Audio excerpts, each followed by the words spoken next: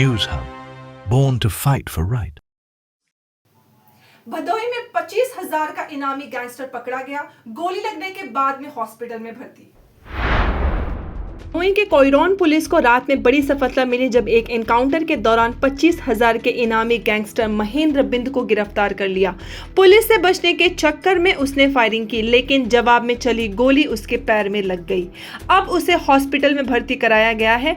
Police ने उसके साथ 3 और शातिर चोर भी पकड़े, जिनसे इल्लीगल हथियार और चोरी का सामान मिला। महेंद्र के खिलाफ 30 से ज्यादा मुकदमे दर्ज हैं।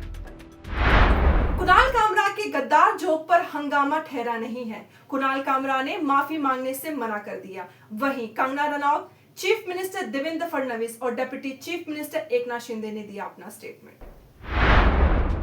मुंबई पुलिस ने stand up comedian Kunal Kamra को दूसरे सम्मन भेजने का फैसला किया है। उनका गद्दार जोक महाराष्ट्र के deputy chief minister Eknath Shinde पर एक नया पॉलिटिकल टस्सल का कारण बन गया है।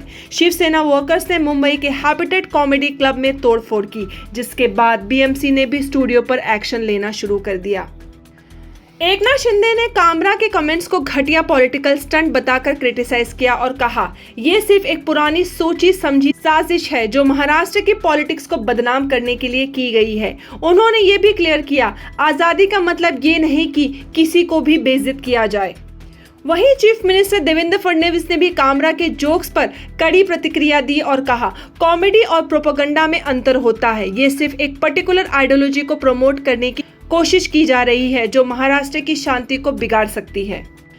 एक्ट्रेस कंगना रनौत ने भी इस मुद्दे पर अपनी राय रखी। कह दिया कि disgracing anyone in the name of comedy is in bad taste. उन्होंने कहा कि कॉमेडी की आड़ में किसी का इंसल्ट करना गलत है और ऐसे व्यक्तित्व के ऊपर एक्शन होना चाहिए। कामरा ने माफी से इनकार किया है। साथ ही शिवसेना यूबीटी के सामना अखबार ने सरकार की कठोर प्रतिक्रिया को फ्रीडम ऑफ स्पीच के खिलाफ बताया है। कामरा ने साफ किया है कि वो माफी नहीं मांगेंगे और पुलिस और कोर्ट्स के साथ कोऑपरेट करने को तैयार है। अब सवाल ये है कि क्या ये पॉलिटिकल वेंदाता है, फ्री स्पीच की लड़ाई है या कॉमेडी की सीमाओं का सवाल है। पार्लियामेंट में राहुल गांधी को बोलने से रोका गया, जिसके बाद कांग्रेस एमपीज ने स्पीकर से मुलाकात की। कांग्रेस एमपीज ने आज लोकसभा स्पीकर ओम बिरला से मुलाकात की और राहुल गांधी को हाउस में बुलाने का मौका न मिलने पर आपत्ति जताई। जब राहुल गांधी बोलने के लिए खड़े हुए तभी लोकसभा एडजर्न हो गई। स्पीकर बिरला ने कहा कि लीडर ऑफ अपोजिशन से उम्मीद की जाती है कि वो हाउस के नियमों का पालन करें। कांग्रेस के गौरव गोगोई, केसी वेणुगोपाल और मणिक चंद टैगोर सहित 7 एमपीज ने इस मामले पर ऑब्जेक्शन उठाया है। महाराष्ट्र के चीफ मिनिस्टर देवेंद्र फडणवीस का बड़ा ऐलान। महाराष्ट्र सरकार ने ईवी पर प्रपोज 6% तक टैक्स वापस लिया। महाराष्ट्र के चीफ मिनिस्टर देवेंद्र फडणवीस ने आज घोषणा की है कि 30 लाख से ऊपर की इलेक्ट्रिक व्हीकल्स पर लगने वाले 6% टैक्स अब नहीं लगेंगे। बजट 2025-26 के तहत इस टैक्स को लग्जरी व्हीकल कैटेगरी में रखने का प्लान था, लेकिन चीफ मिनिस्टर ने कहा कि ये फैसला ईवी अडॉप्शन को कम कर सकता था। लेजिस्लेटिव काउंसिल में उन्होंने कहा कि सरकार ईवी इंडस्ट्री को बढ़ावा देना चाहती है, इसलिए ये टैक्स वापस लिया गया है। हजारीबाग में रामनवमी जुलूस के दौरान हुआ तनाव, पत्थरबाजी और तोड़फोड़ हुई।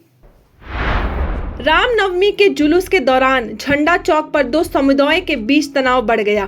पुलिस के मुताबिक ये जुलूस जामा मस्जिद के पास पहुंचा, तब गाने बजाने को लेकर विवाद शुरू हो गया, जो धीरे धीरे पत्थरबाजी और तोड़फोड़ तक पहुंच गया। रात भर पुलिस ने स्थिति को संभालने की कोशिश की। अब शहर में सिक्योरिटी बढ़ा गई और स्थानीय प्रशासन शांति बनाए रखने की कोशिश कर रहे हैं।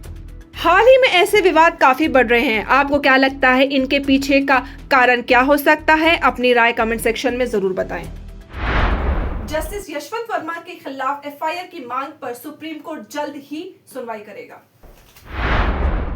सुप्रीम कोर्ट ने एक पिटीशन पर सुनवाई करने का फैसला किया है जो दिल्ली कोर्ट हाई कोर्ट के जस्टिस यशवंत वर्मा के खिलाफ एफआईआर दर्ज कराने की मांग करती है। ये मामला तब उठता है जब 14 से 15 मार्च की रात उनके घर पर आग लगी और वहां से कैश बरामद होने की बात सामने आई।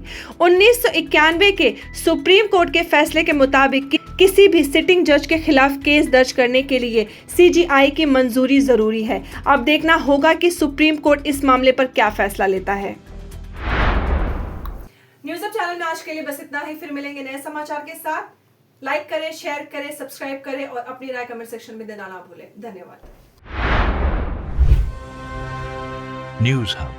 Born to fight for right.